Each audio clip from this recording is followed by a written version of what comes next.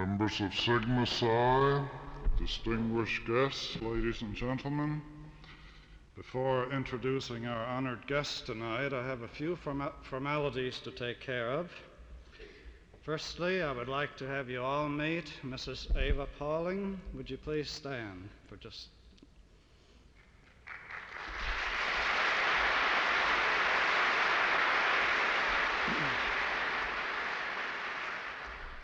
Another very special guest we have tonight is Dr. Thomas Hone, who is Executive Director of the National Sigma Psi. Would you please stand?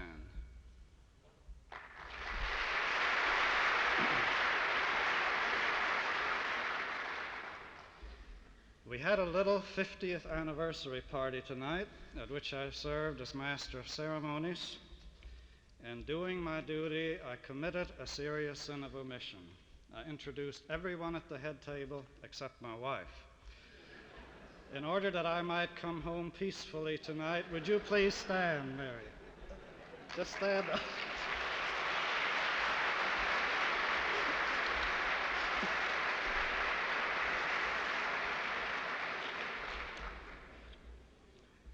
Those of us present in this beautiful auditorium tonight will share in an experience that undoubtedly is unique to the generations that are in the audience tonight. And this experience is the privilege of hearing a lecture given by the only individual who has been the sole recipient of 2 Nobel Prizes, not in closely allied fields, but in quite different fields. And it seems most likely that such an individual will ever pass along again. The word brilliant is a rather inadequate description of Professor Pauling's career, and a recital of his achievements and all the honors that have been bestowed on him would take far too long for an occasion of this sort. But I would like to take just a few minutes to lend some perspective of the renown with which he is held around the world. The election to the Academy of Science in one's own country is considered one of the highest honors that a scientist can obtain. Professor Pauling has been elected not to just ordinary membership, but honorary membership in 20 Academy of Sciences all around the world, on both sides of the Iron Curtain.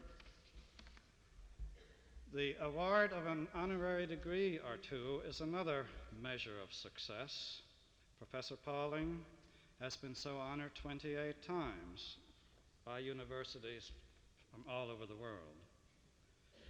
To receive the highest award for achievements in research in one's own specialty is another significant yardstick. Professor Pauling has been so honored by not only chemical groups, but biological groups and medical groups as well. Professor Pauling was awarded his first Nobel Prize in 1954 for his work on the nature of the chemical bond and for his contributions to the understanding of molecular structure. These fields of research have captivated his attention throughout his professional career, but he has not channeled all of his efforts in that direction. Since World War II, his concern for the welfare of the people of the world led him to plead the cause of multilateral disarmament, not unilateral disarmament, and to support with his characteristic intensity just about every peace movement that came to his attention. And this concern eventually led to the award of the Nobel Prize for Peace to him. Now, characteristically, the announcement that Professor Pauling had won the 1962 Nobel Prize for Peace was made on October 10th, 1963, the day that a partial nuclear test ban went into effect. So, in effect, he received in 1963 the Peace Prize that had not been awarded in 1962 because there seemed to be no one really worthy. 1962 was another significant year for Professor Pauling. That's the year he received his high school diploma. This was some 37 years after he received his PhD degree and 8 years after he received his first Nobel Prize. And to top it all off, in 1962, Professor Pauling received 2,400 write-in votes for the election of governor in the state of California. Ladies and gentlemen, it is my pleasure and privilege to present to you two-time Nobel laureate, Professor Linus Pauling.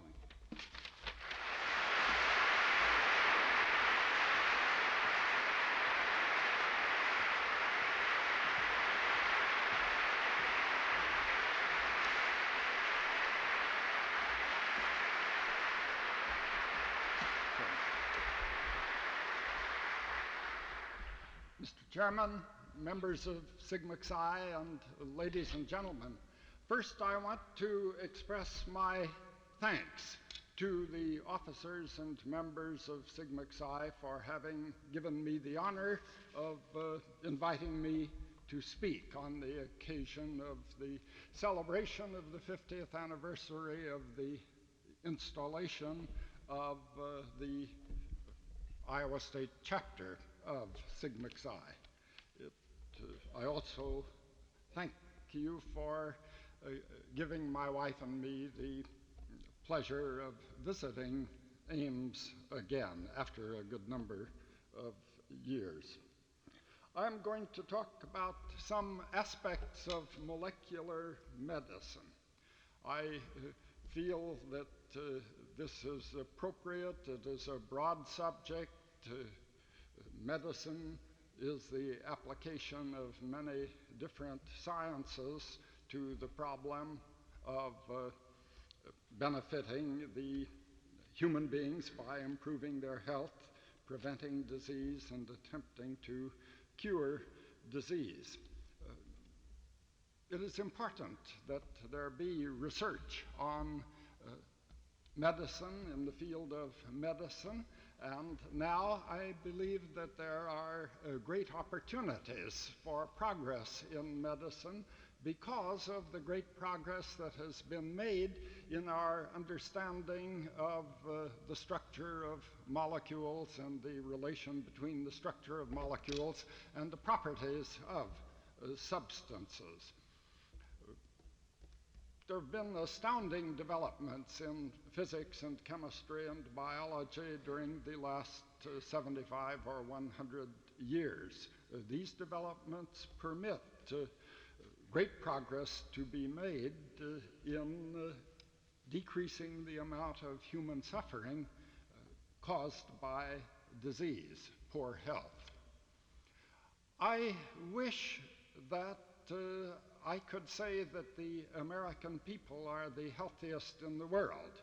It would be proper for the American people to be the healthiest in the world because we are the most affluent. We have the greatest income.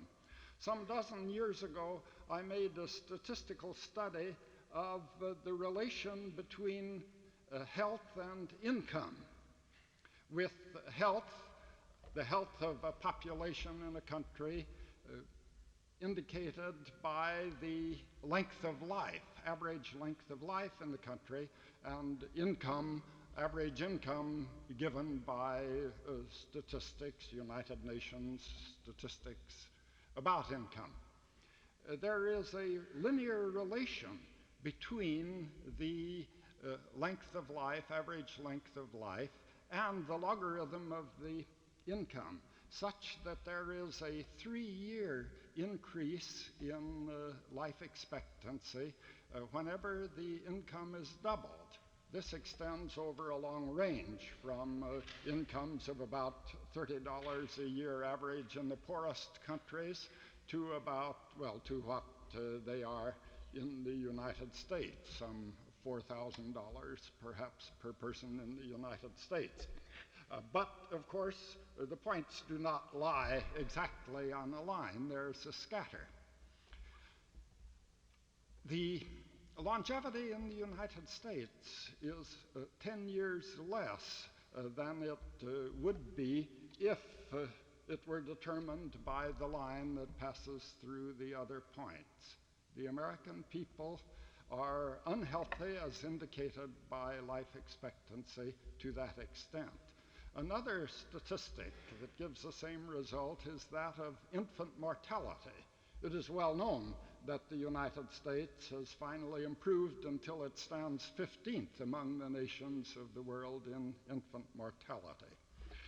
Well, we can ask why. Why do the Americans have poor health compared with what they should have on the basis of their income? The answer, well, I feel sure that the answer is in part that we have a poor system of medical care as compared with the system in countries where there are national health schemes. And this is something that we need to rectify. We have a shortage of physicians. We have a poor distribution of income. 20% of the American people, over 40 million people, 45 million people, live on 5% of the national income. Their average is a quarter of what it would be if the income were spread out. At the other extreme, 600,000 people, the richest people, receive 5% of the national income. So there's a ratio of 60 to 1 between the average incomes of the 600,000 richest and the average income of the 45 million poorest. There is no doubt a relation between individual income and health. This shows up, of course, in malnutrition and in various other ways. Then, of course, we have some bad habits, as have people in other parts of the world, too. Cigarette smoking is one. The average cigarette smoker who smokes 1 pack a day of cigarettes dies 8 years earlier than the non-smoker. The 2-pack-a-day cigarette smoker dies 16 years earlier than the non-smoker, and the 3-pack-a-day cigarette smoker dies 24 years earlier than the non-smoker. This is an aspect of molecular medicine. He is getting the wrong molecules into his body, and they damage the body. We can state this in another way. Smoking 1 cigarette takes 15 minutes off your life on the average. 15 minutes per cigarette smoked. I doubt that it is worthwhile, that the pleasure of smoking cigarettes justifies this. Of course, the argument might be presented that the last decade or two of life are rather miserable ones anyway. The incidence, the morbidity is high, incidence of disease, you're deteriorating. Why not go along full steam ahead, smoking a lot of cigarettes until you're 50 or 60 years old, and then suddenly pop off and avoid all of that disagreeableness? Well, the answer is that smoking cigarettes increases your physiological age, so that when you're 40 years old, if you are a 2.5-pack-a-day smoker, you're as miserable physically as a non-smoker 60 years old. You just shift this period of misery back earlier. Well, Coca-Cola is a menace. Caffeine is bad for people, and we drink lots of coffee. Worse than drinking coffee, of course, is the fact that we get a lot of caffeine in Coca-Cola. And as is usual, big business controls the government. The Food and Drug Administration does not require Coca-Cola and other cola drinks and Dr. Pepper to state on the bottles that they contain caffeine, although other soft drinks that are not in such a favorable position are required to state on the bottle that caffeine is contained. This is a special privilege that Coca-Cola has succeeded in getting into the regulations, and it continues year after year. Many mothers who would not think of giving coffee to their children allow them to drink bottles of Coca-Cola because they're ignorant of the fact that these bad molecules of caffeine are contained in the cola drink. Well, another example, breakfast foods. The sugar, sucrose, is harmful. there's a relation between incidence of sucrose and the level of cholesterol in the blood, shown most clearly by the work of Winitz, carried out with volunteer convicts who were living on a completely chemically determined diet, first containing only glucose and then with a quarter of the glucose replaced by an equivalent amount of sucrose. The cholesterol level immediately went up by nearly 100 milligrams per deciliter shortly after the reingestion of the sucrose. There are many dry breakfast foods on the market now that contain 40% of sucrose. 40% of the total content of a breakfast food is sucrose. I don't know whether this is stated on the label or not. I'll have to look at it. Now, I'm talking about molecular medicine tonight. We might ask, what is molecular medicine? After all, the human body is made up of molecules. The vectors of disease are made up of molecules. Isn't everything that goes on? The universe consists of molecules, atoms, particles of matter, and radiant energy. But still, I think there's something real meaningful about the expression molecular medicine. It means the sort of medicine that depends upon a greater knowledge about the molecular structure of the human body than was available in the pre-molecular period, before the knowledge about the detailed structures of molecules were obtained, and before molecules such as those of the proteins in the human body could be subjected to the sort of detailed structural studies that are possible now.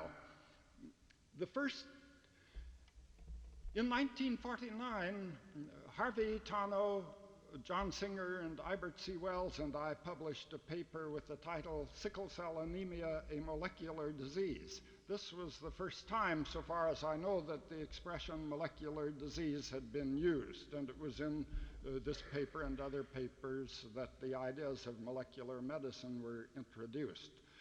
The work that had been going on in our laboratory for 3 years on the disease sickle cell anemia was initiated because of a clear indication by the facts that sickle cell anemia is a molecular disease. The indications are these. In sickle cell anemia, the red cells are twisted out of shape. They are twisted out of shape in the venous blood, but not in the arterial blood. The red cell consists very largely of hemoglobin and water, and a little red cell membrane to hold a packet together. The difference between venous blood and arterial blood is that in venous blood, the hemoglobin is not oxygenated, has not combined with oxygen. In arterial blood, the hemoglobin has combined with oxygen. A reasonable explanation of the fact that the red cell sickle in venous blood and not arterial blood is that the hemoglobin is involved, because it is the hemoglobin that is different in venous blood and arterial blood. And in fact, it seemed pretty obvious that the way that the hemoglobin is involved is that there is an abnormal sort of hemoglobin which is sticky, so that the molecules will stick on together, forming long rods that line up side by side to make a needle-like crystal that would twist the red cell out of shape. That would be the molecular mechanism of the sickling, quite obvious. When the hemoglobin is oxygenated, the addition of the oxygen molecules changes the surface structure so that there are not two complementary regions that stick together. The complementariness is destroyed, the stickiness is destroyed, and the oxyhemoglobin molecules accordingly do not crystallize out and cause sickling. Well, this sort of theoretical argument seems pretty simple to people who work in theoretical physics and theoretical chemistry, but it is rather uncommon in the field of medicine. I think that the time has come for theoretical medicine to be recognized as a field of activity. We have had theoretical physicists for 100 years, and they have served very useful purpose. They have thought about the facts, tried to formulate theories such as the theory of relativity, and one of them was successful in formulating the theory of relativity, but others have formulated other theories, and physics has advanced because of the activities of these theoretical physicists. We've had theoretical chemists for 40 or 50 years. Onsager, for example, is a theoretical chemist, and it is recognized that the theoretical chemists are making an important contribution. I believe that biology and medicine have now reached the stage where there should be theoretical biologists and theoretical medical research men helping to attack these difficult and complex problems that need solution. Well, this idea about sickle cell anemia being a molecular disease is an illustration. It was the first disease that was recognized as involving the manufacture of a protein molecule differing in structure from the protein molecules present in ordinary human beings. In the protein molecule, which contains about 10,000 atoms, molecular weight about 66,000, there are 572 amino acid residues. They are in the hemoglobin of most human beings, arranged in linear order in a well-defined sequence, starting out threonine, valine, lysine, and so on. And so far as we know, there are essentially no errors in the synthesis of these long polypeptide chains. In the sickle cell anemia hemoglobin molecules, 2 of the 572 amino acid residues have been replaced by 2 others. 2 glutamic acid residues have been replaced by 2 valine residues. The glutamic acid at normal pH, of course, physiological pH, has an ionized carboxyl group so that it carries a negative charge on the side chain.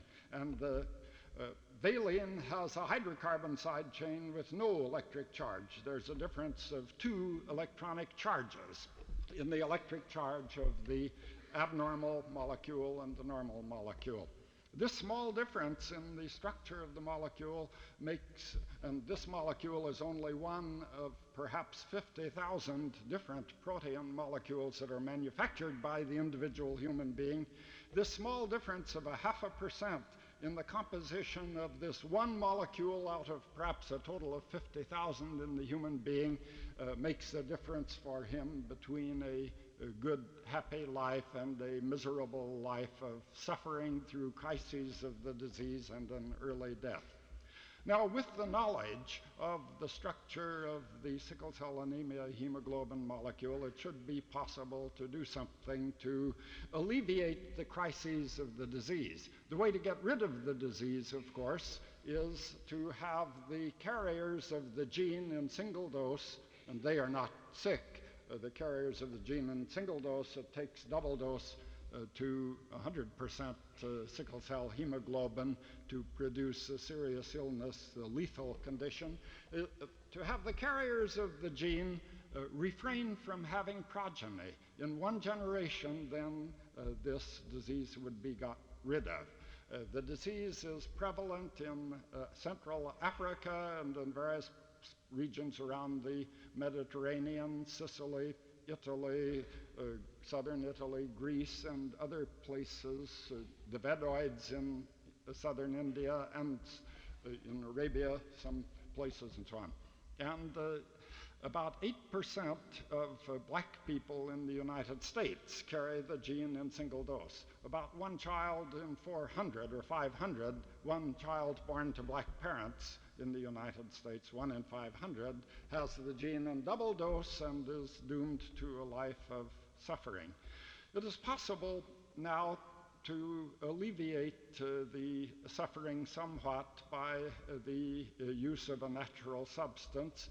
by the infusion of rather large amounts of the natural substance urea, or even to prevent the crises by having the patient drink a drink containing rather large amounts of urea.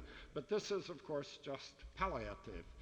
I think that it is fine that the Black Panthers and other organizations of black people are finally, many years, 28 years after the molecular basis of the disease was discovered and a simple test for the presence of the gene was developed, are carrying out tests, trying to get every person to be tested with a single drop of blood as to whether he carries this gene or not.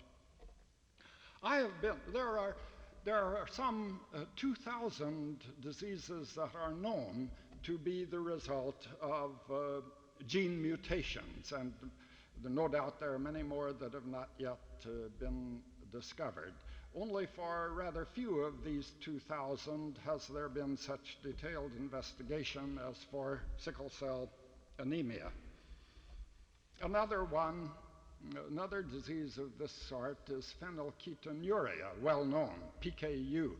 The patients with this disease have inherited from both father and mother an abnormal gene that fails to manufacture the enzyme that catalyzes the amino acid phenylalanine to tyrosine.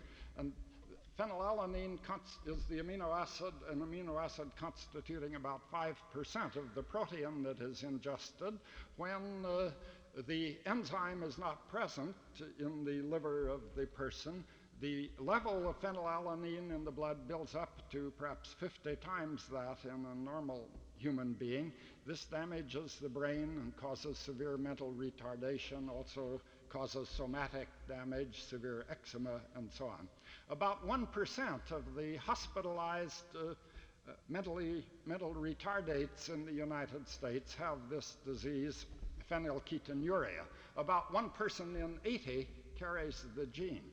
Now, the patients with the gene in double dose, these infants are being recognized by a test carried out shortly after birth and put on a diet from which most of the phenylalanine has been removed, a low phenylalanine diet. This has been going on for about 10 years now. There is evidence that these subjects do not have the severe mental retardation that the phenylketonurics usually have and do not suffer from the somatic diseases. And perhaps the diet can be abandoned after the person has reached a certain age, adolescence possibly. So this is a way, again, of palliating this disease. But of course, I believe that with all of the diseases of this sort,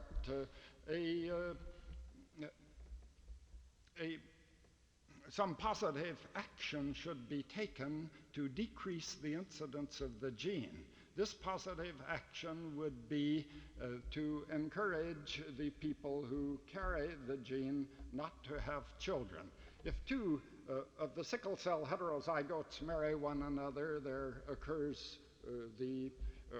with each child who is conceived, the great lottery in which the child inherits one or the other of the two genes of the father and one or the other of the two genes of the mother. There's a 25% chance that he will inherit the two abnormal genes and will have only sickle cell hemoglobin in his red cells and will lead a life of suffering and die.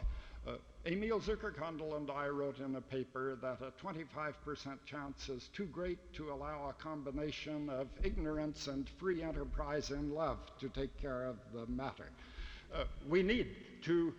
There are too many people in the world now, too many people in the United States. I tried to calculate once what the optimum population of the United States would be that would preserve the wonders of our wonderful country to a proper extent and would permit each person to lead a good life. And I got the value 160 million, which is what I think we ought to strive far.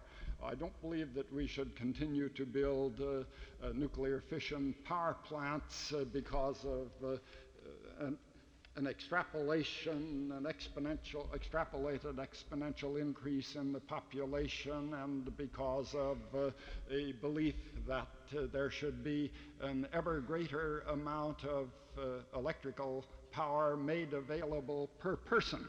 I think we should try to cut down on the overuse of the natural wealth of our country to a reasonable one by thinking about the generations to come.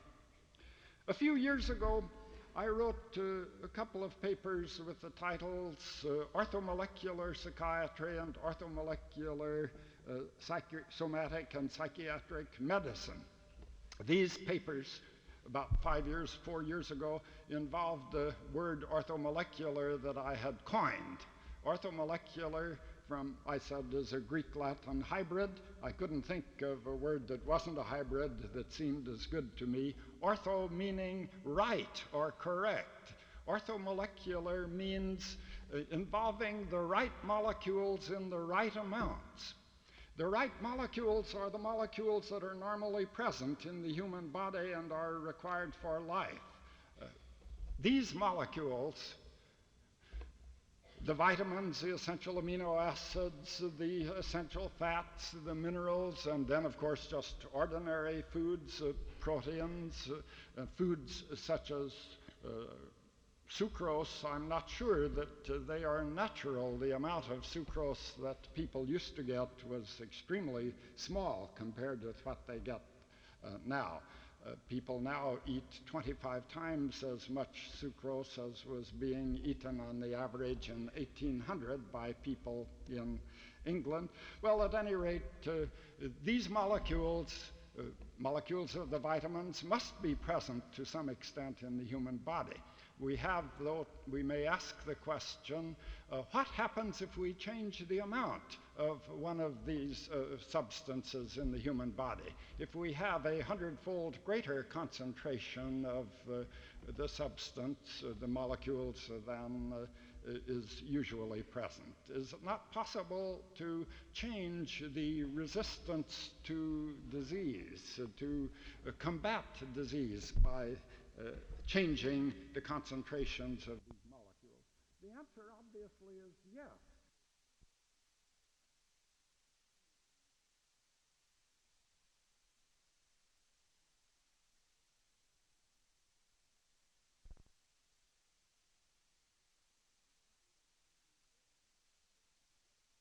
The answer obviously is yes, and yet this subject, which is closely related to nutrition, has been almost entirely neglected by physicians during the last 40 years.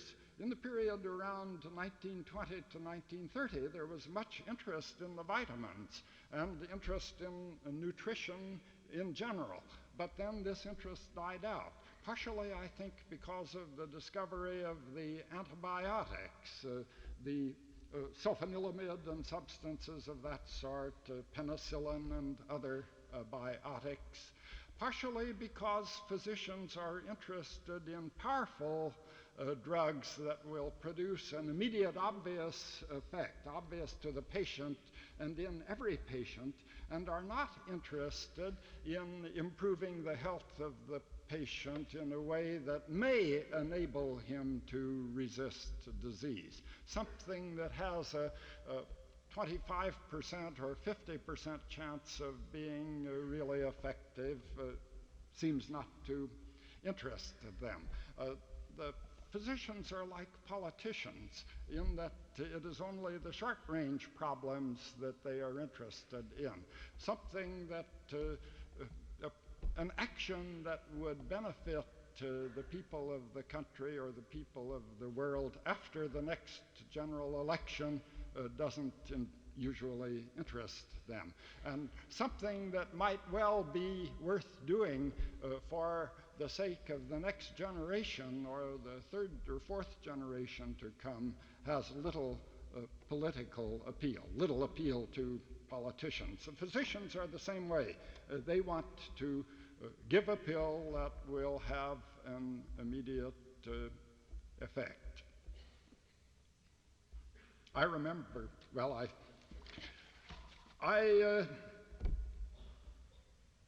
Roger J. Williams, Professor Roger J. Williams of the University of Texas, now retired, who wrote textbooks on biochemistry and organic chemistry and on biochemical individuality, that sort of thing, has also published a book just last year with the title Nutrition Against Disease.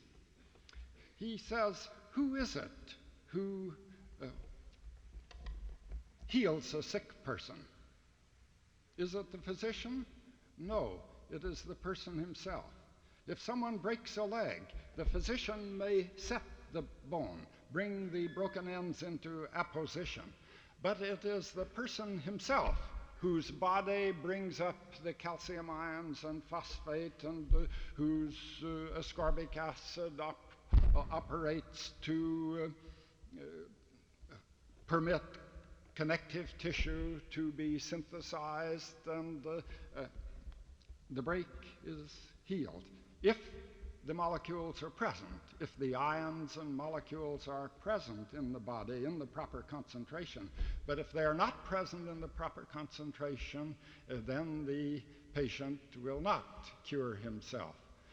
The physician may give a person who is sick some powerful drug that may alleviate the pain somewhat and may have some effect on the illness, but in the long run, it is the patient's body that wins the fight against the infection in the case of an infectious disease. The people who do not have a normal protection, those unfortunate persons with agamma-globulinemia who are not able to manufacture antibodies and to control viruses and bacteria by this natural method of protection, are in a very serious state. The effectiveness of the body in warding off disease and in the healing process depends upon the molecules that are present in the body. That is orthomolecular medicine.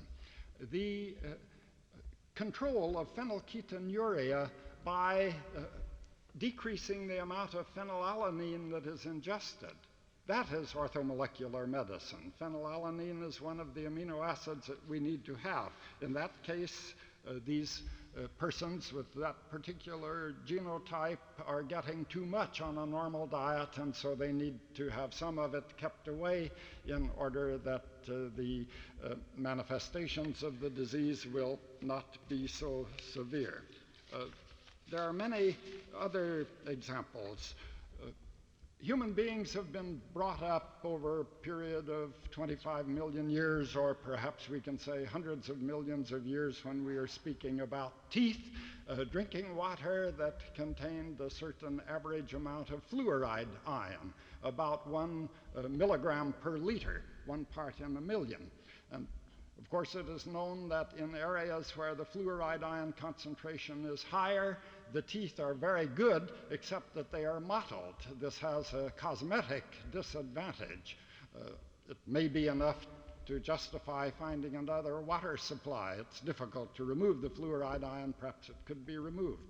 In other areas, the fluoride concentration is less than the average, and these people have poor teeth, subject to caries. It would be an example of orthomolecular medicine to add fluoride to the drinking water to bring it up to the normal, natural, average concentration of 1 part per million. One of the most prevalent of molecular diseases is starvation. 2,500,000,000 people on Earth are subject to this molecular disease. They suffer from just outright starvation or malnutrition, more or less severe malnutrition, kwashiorkor, which is protein starvation, marasma, which is a more general sort of malnutrition. And this is almost entirely the result of poverty.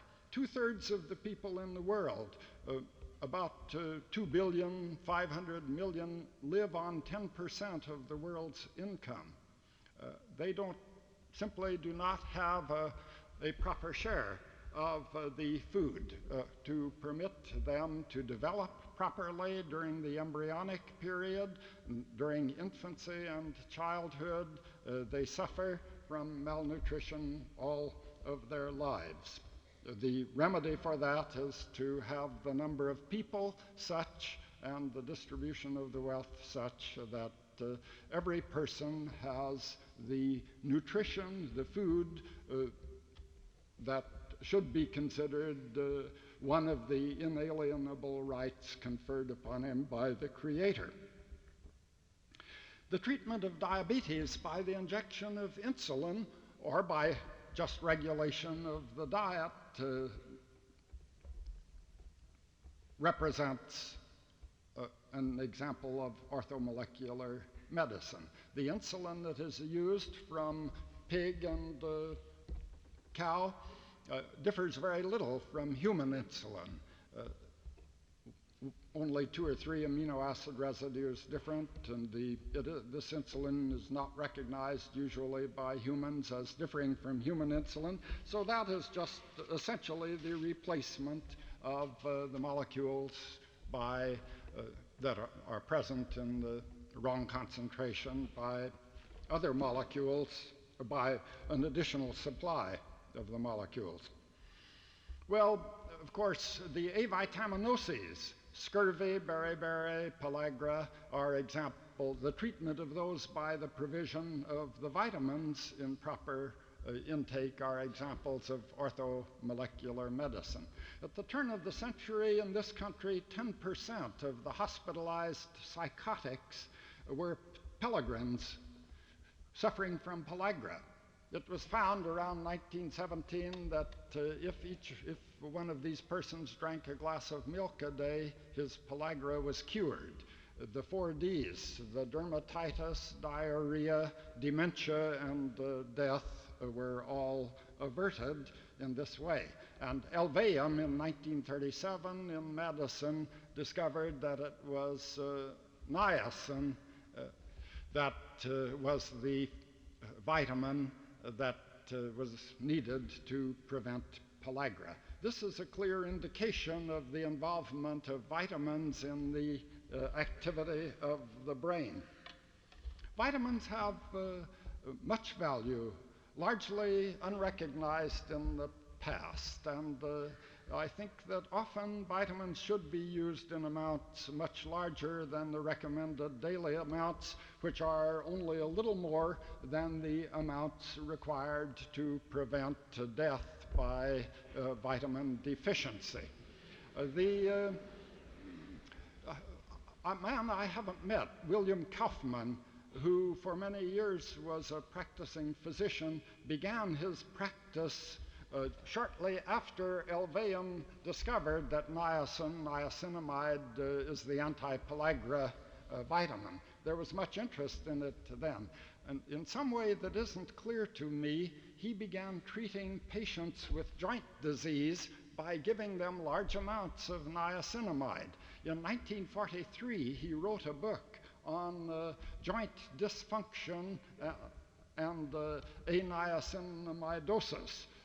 He found, and in 1949 he published another book in which he described the observations that he had made on 455 patients. He was an unusual physician in that he invented some instruments, goniometers, by means of which he could rapidly measure the angles through which various joints could be bent.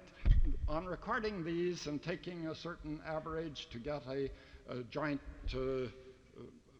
mobility index, he had a number that he found agreed pretty well with most patients with the sedimentation rate of the blood, the rate at which the corpuscles sediment.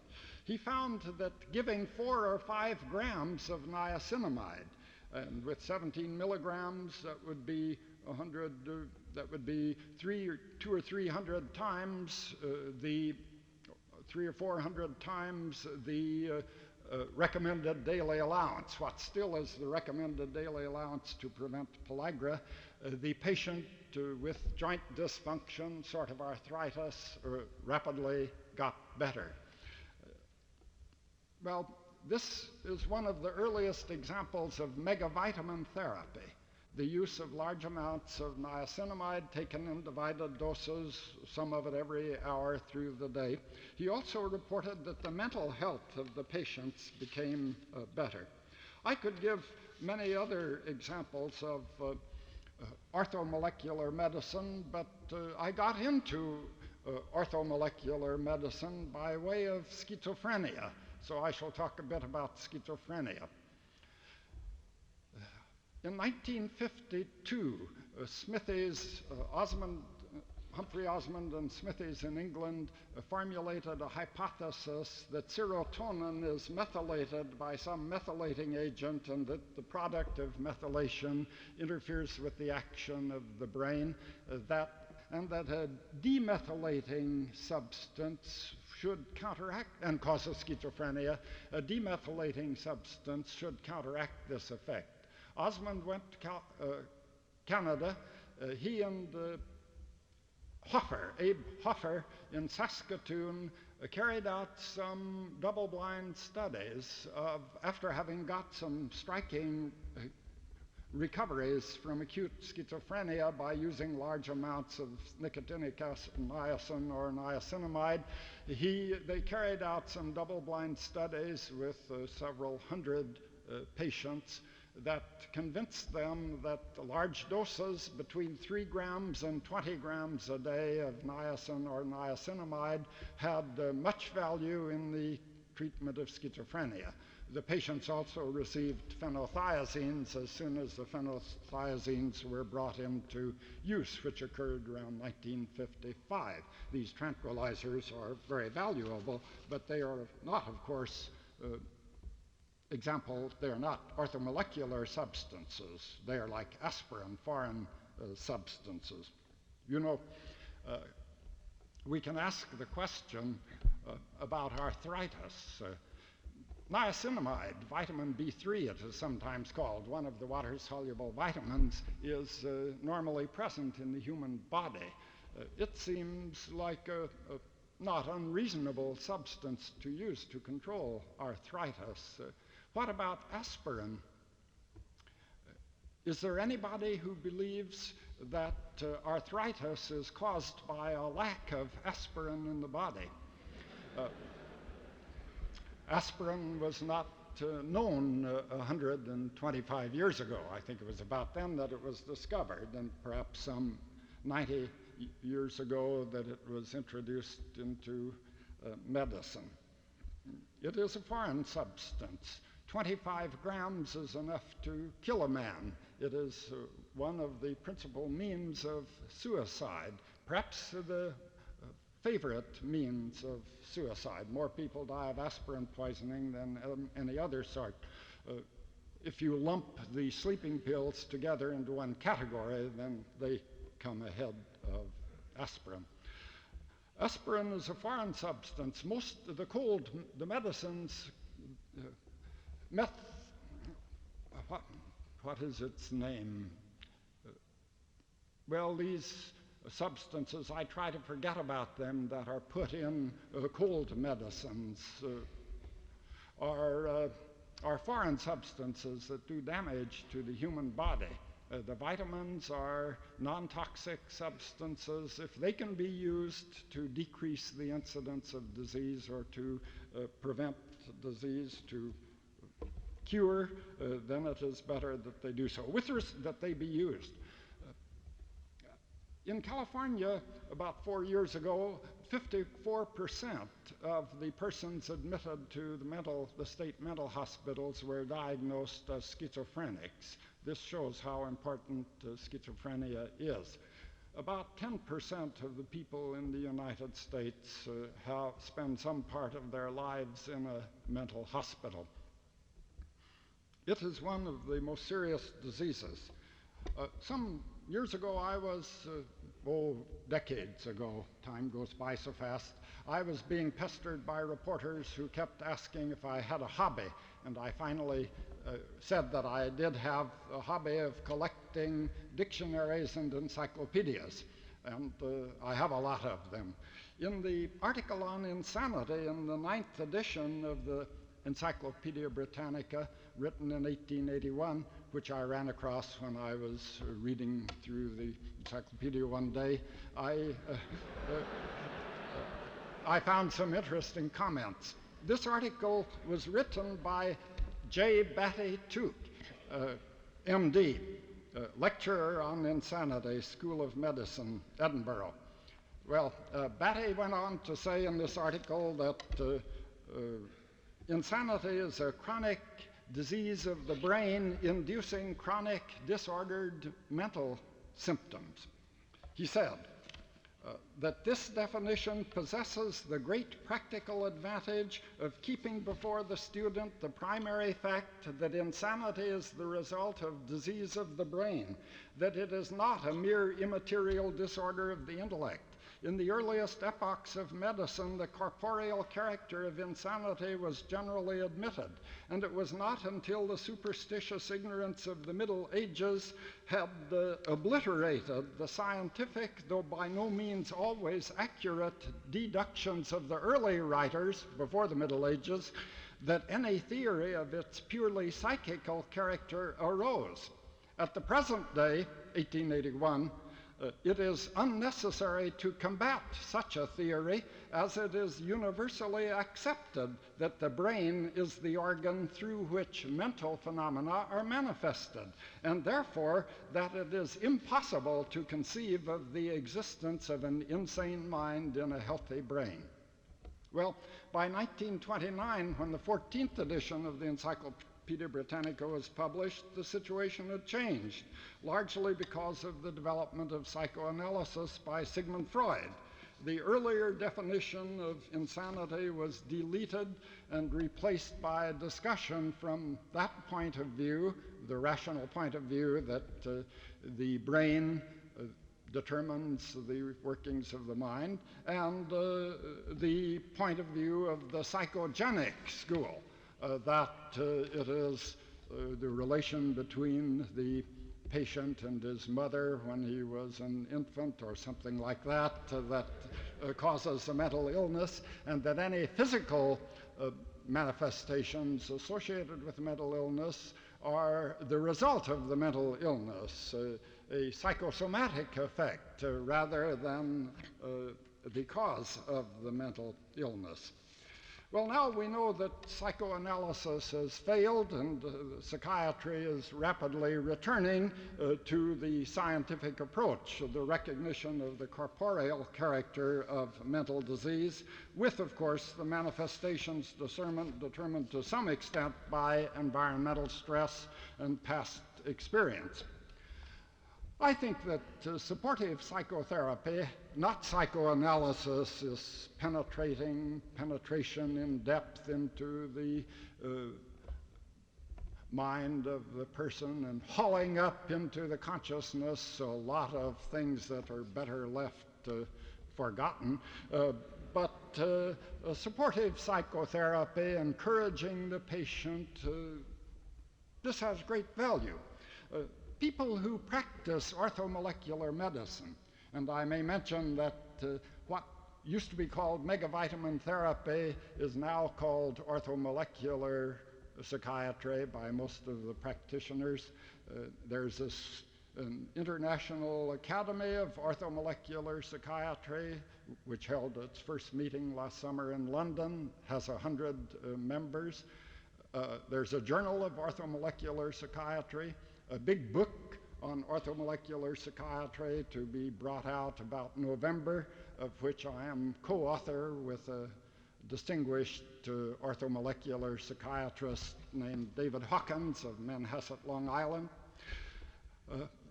Orthomolecular psychiatry, as practiced, usually involves supportive psychotherapy.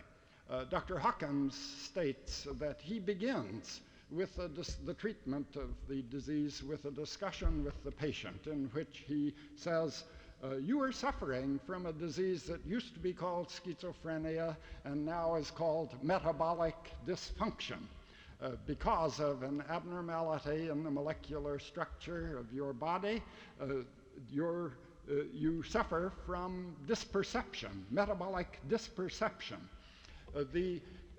You perceive things, the evidence of your senses, improperly because of this molecular imbalance. And now we are going to rectify the molecular imbalance. You will begin to perceive things in the proper way again. This dysperception will go away. You can take a job as soon as you are released from the hospital where we are giving you the vitamins that you need and changing your diet to control the hypoglycemia that is apparently found in 75 or 80% of these patients with metabolic dysperception. You will get a job and you can come back for 15 minutes every month to get another supply of vitamins, and you'll be all right so long as you keep your body in the proper molecular balance. This sort of psychotherapy seems to be quite valuable. Well, I feel that there are great possibilities for the controlling mental disease by the use of these methods, and that I'm glad that the number of psychiatrists making use of orthomolecular methods has been increasing. I think that I'll show some slides. Could we have the lights down and start out with a slide? I have here a molecule of the heme group consisting of an iron atom surrounded by 4 nitrogen atoms and the other atoms of the porphyrin, a total of 82 atoms. There are 4 of these groups in the hemoglobin molecule. I want to discuss a molecular disease or complex of molecular diseases to show how detailed an understanding it is possible to achieve of diseases in this molecular age. The next slide. This shows a quarter of the hemoglobin molecule. The skeleton of a polypeptide chain with either 140 or 146 residues twists back and forth. You can see sort of rod-like structures, the alpha helix going off in different directions. About 80% of the residues are involved in alpha helixes. There are 8 segments of alpha helix, and in other places, the other residues constitute the bends around the corner. There's the iron atom in the heme group up near the top. Next slide. This is a model of the alpha helix without any side chains.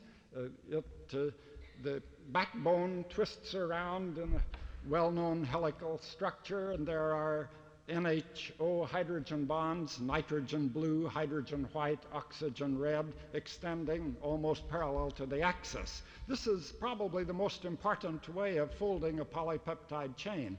Next slide. This shows another view of a section of polypeptide chain with the atoms indicated as small spheres. The next slide. Here we have some side chains. Down at the lower right is the benzene ring with a hydroxyl group characteristic of tyrosine. Up near the top on the right side is a somewhat similar looking group, a 5-membered ring, 3 carbon atoms and 2 nitrogen atoms, and with a hydrogen atom attached to each. That is the side chain of a histidine residue. Now, this histidine residue is very important in hemoglobin and for the diseases that I shall discuss. In the neutral histidine molecule, one of the nitrogen atoms does not have a hydrogen attached, only an electron pair.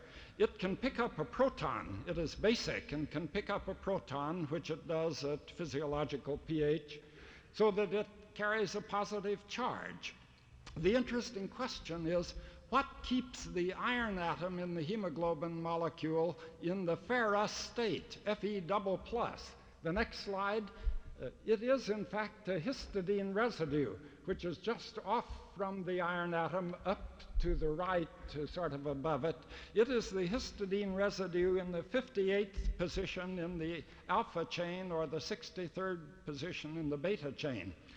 To go from Fe2 plus to Fe3 plus, the iron atom has to lose an electron. And with a positive charge held close by, the electron would be held back into this region by that positive charge, the electrostatic field. We have then a pure electrostatic explanation of the stabilization of the iron in the bipositive state. Now the next slide shows the heme group, the iron atom, and this positively charged imidazolium group of the histidine close by, the positive charge holding the electron, helping the electron to stay on the iron atom. The next slide shows a tyrosine group in the same position. This can be the 58th position in the alpha chain. The tyrosine has no place for the proton to go on. It is not basic and does not pick up a proton. The iron atom, as with most ferrous compounds, then oxidizes to the ferric state. It then can no longer bind oxygen. The two heme groups out of four of the two alpha chain heme groups do not contribute to carrying oxygen. The oxygen carrying power of the blood is only half normal. The patient may suffer to some extent from anoxia because of that. This can happen also with the beta chain, 63rd position. Next slide. Here we have an interesting abnormality. In the alpha chain, 58th position, the histidine is not present. Instead, arginine is there. But the patient, the subject, does not have ferrihemoglobinemia. The iron atom stays in the bipositive form, ferrous iron. The reason for that is that arginine has a guanidine side chain, which is also basic, picks up a proton, carries a positive charge, and by the same electrostatic mechanism stabilizes the bipositive state of the iron. The next slide. This summarizes what I've said and gives a little additional information. In the top, we see the third residue is the 58th residue of the alpha chain of normal hemoglobin, and there where it's marked beta, second line, histidine is in the 63rd residue. Below, well, down in the middle, M star Boston represents tyrosine in the replaced histidine replaced by tyrosine in the 58th position in the alpha chain. M star Emery, tyrosine in the 63rd position in the beta chain. These persons have methemoglobinemia, ferrihemoglobinemia. Hemoglobin Zurich at the bottom does not have histidine there in the beta chain, 63rd position, but has arginine, and yet the subjects do not have ferrihemoglobinemia. The third line, hemoglobin Milwaukee, close to home here, this is another kind of ferrihemoglobinemia. In the alpha helix, the fourth residue, there are 3 6/10 residues per turn. So the fourth residue from the beta chain